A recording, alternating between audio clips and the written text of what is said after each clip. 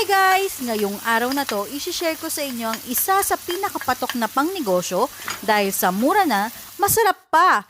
Tiyak na magugustuhan nyo to dahil may kanin ka na, may ulam ka pa. Tara, samahan nyo ko, simulan natin ang pagluluto. Itong recipe na ito ay tinatawag na pastil at patok na negosyo sa Mindanao.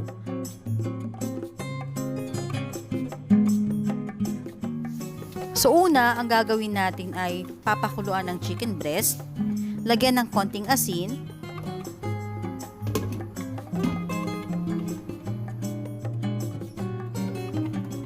at pagkaluto, palamigin at himayin gamit ng tinidor or kamay. Originally, sa Maguindanao nagsimula ang recipe na ito. Ito yung survival food nila kasi madalas ang giyera doon, kinakailangan na makapagbaon sila ng pagkain. Ang kadalasang partner nito ay itlog na nilaga.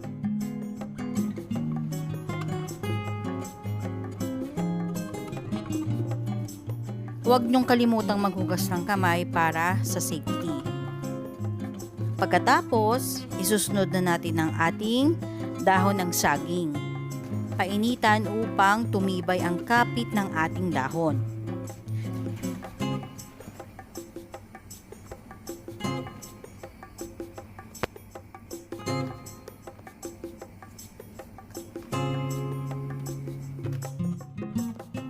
Ngayon, iluluto na natin ang ating kagikit. Magpainit muna tayo ng mantika.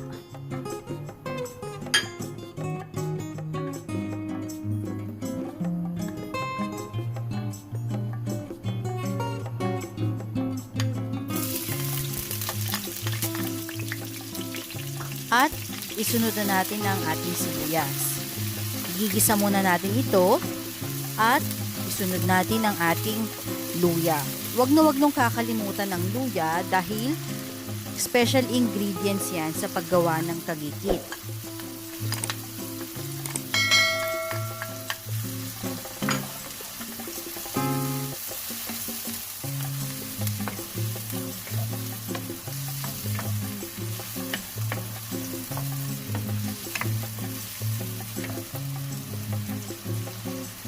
Then after that, isusunod na natin ang ating bawang.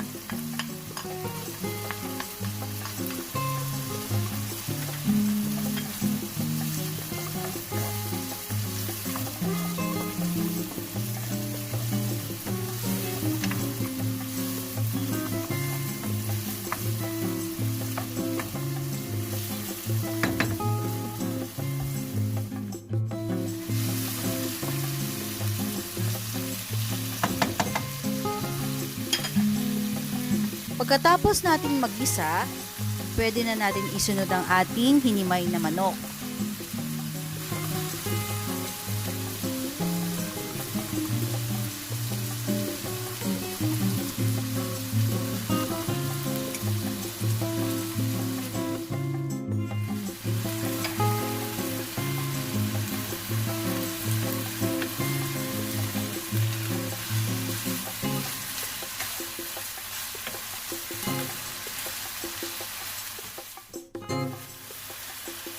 Maglagay tayo ng tubig,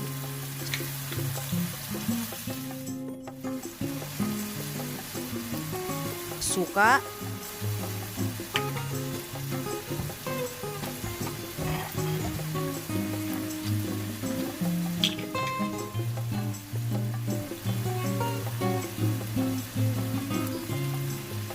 at toyo.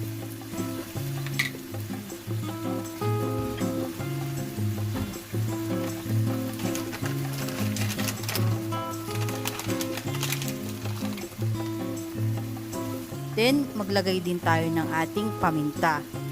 Yung saktong sukat, ilalagay ko na lang sa description box para alam nyo kung ano yung sukat na ginagamit ko.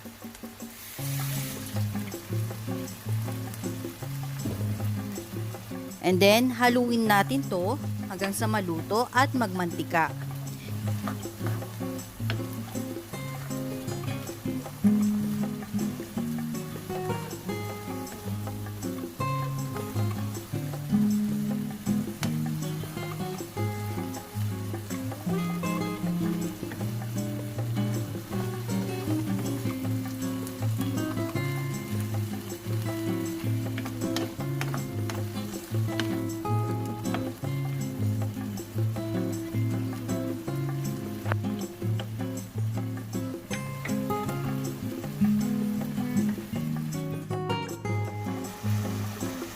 Iwasan nating masunog at dapat alalay tayo sa apoy.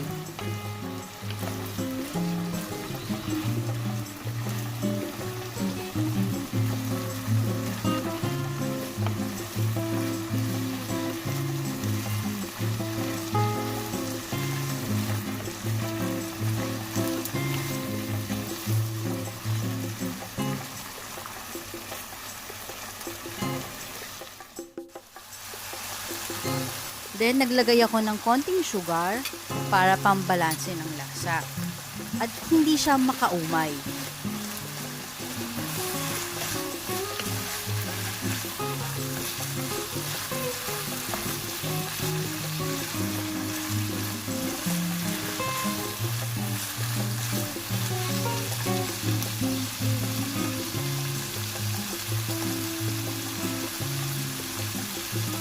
Then, pwede pa tayo magdagdag ng paminta.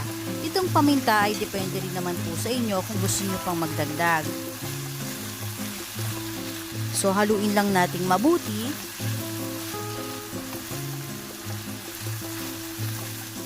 Hanggang sa makita natin yung consistency na hinahanap natin na nakikita na natin siyang nagmamantika. So, ayan na siya guys. Nakita nyo naman na nagmamantika na siya at pwedeng-pwede na natin tong ilagay sa ating garapon.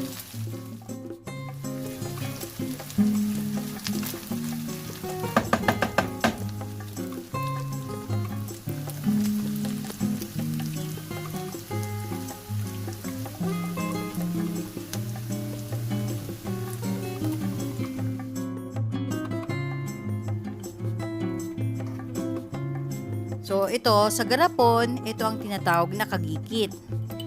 Tapos nito, pwede tayong maglagay sa ating dahon na may kasamang kanin. Ito yung tinatawag na nating pastil.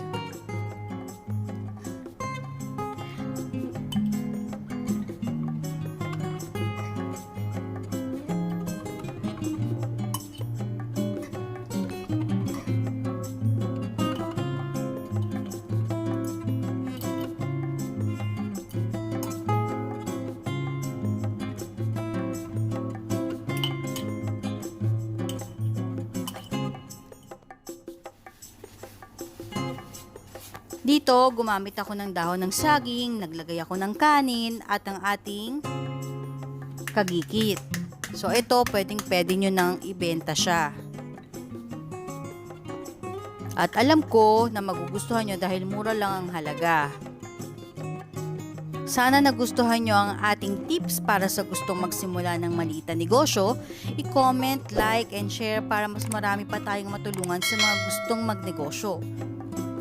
See you next time. Bye!